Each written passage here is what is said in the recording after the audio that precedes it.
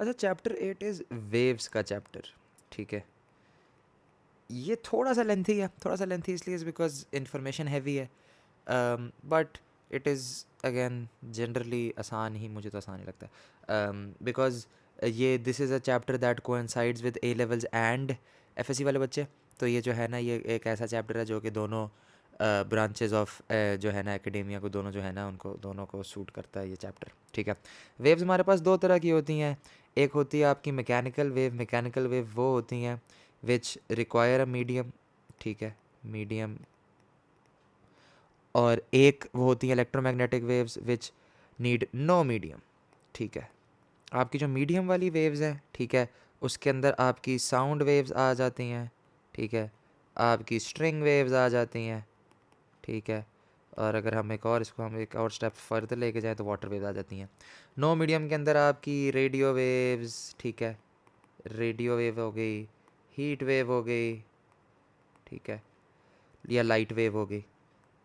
तो self explanatory है, ये कुछ आपको पहले से पता होंगी इनमें से, ठीक है। फिर पीरियोडिक वेव्स का कॉन्सेप्ट है, पीरियोडिक वेव्स वो होती हैं जो कि दे कॉन्स्टेंटली रिपीट, ठीक है, आफ्टर अ वाइल। अब उसके अंदर भी हमारे पास दो पोर्शन है। सबसे पहले आ जाती है आपके पास ट्रांसवर्स वेव। तो ट्रांसवर्स वेव कौन सी वेव होती है? ट्रांसवर्स वेव वो वेव होती है जिसकी बेसिकली आपकी displacement and velocity of propagation, ये चीज़ें आप लोगों को दिमाग में रखनी, ठीक है।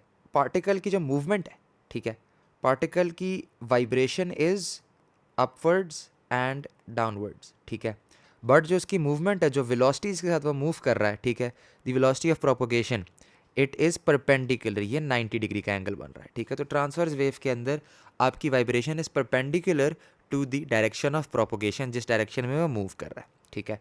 Longitudinal waves on the other hand, उसके अंदर your vibrations are parallel to the direction of propagation, ठीक है। मतलब आपका जो पार्टिकल है वो लेफ्ट राइट मूव कर रहा है, और वो मूव भी लेफ्ट या राइट ही कर रहे हैं, यहाँ पे हम राइट अज्यूम कर लेते हैं। तो these are parallel to one another. Transverse wave के अंदर 90 डिग्री का एंगल है, लॉन्गिट्यूडनल के अंदर they are parallel to one another. अब अगर हम लॉन्गिट्यूडनल वेव को ही लेकर चलें तो लॉन्गिट्यूडनल की सबसे बेस्ट एग्जांपल हमारे पास साउंड की है, क्योंकि sound moves in A longitudinal wave form, ठीक है। लॉन्गिट्यूडनल वेव है बेसिकली साउंड, ठीक है, बिकॉज रेयर फ्रैक्शंस और कंप्रेशंस के थ्रू जो है ना आपकी साउंड ट्रैवल करती है। Sound needs a vibrating body, ठीक है, उसको मीडियम भी चाहिए, और जो लिसनर, जो कान है उस बंदे का, जो ईयर है, ठीक है, that is use for detection of the sound. तो sound is a longitudinal wave. Compression rarefaction का मतलब बेसिकली ये है कि आपके पास कुछ ऐसे पॉइंट्स होंगे जहाँ पर particles are very close to one another, फिर कुछ ऐसे पार्ट्स होंगे पार्टिकल्स हैव गॉन फार, फिर वो करीब हो जाएंगे, फिर दूर हो जाएंगे। तो these are compressions and rarefactions, ठीक है। इस तरह जो है ना आपकी लॉन्गिट्यूडनल वेव मूव करती है।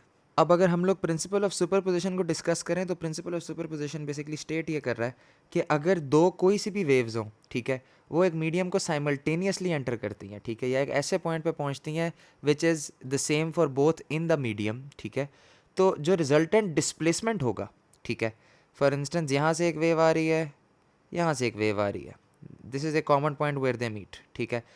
अब इनका जो रिजल्टेंट डिस्प्लेसमेंट है at that point will be equal to the sum of the individual displacements, ठीक है।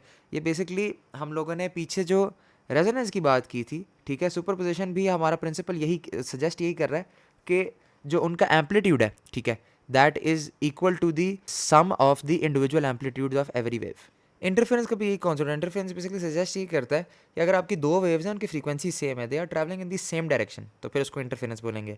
इंटरफेरेंस की कंडीशंस क्या होती हैं, ठीक है, it needs to be the same medium, same direction, और आइडेंटिकल वेव होनी चाहिए। Identical wave in the sense की फ्रीक्वेंसी सेम होनी चाहिए, ठीक है। इंटरफेरेंस की जो कंडीशंस हैं बेसिकली आपका मीडियम सेम होना चाहिए, आपकी डायरेक्शन सेम होनी चाहिए, और फ्रीक्वेंसी सेम होनी चाहिए। इंटरफेरेंस के अंदर भी फिर आपके पास दो टाइप्स आ जाती हैं, एक होती है कंस्ट्रक्टिव इंटरफेरेंस, एक होती है डिस्ट्रक्टिव इंटरफेरेंस। जो कंस्ट्रक्टिव होती है सेल्फ एक्सप्लेनेटरी, ठीक है।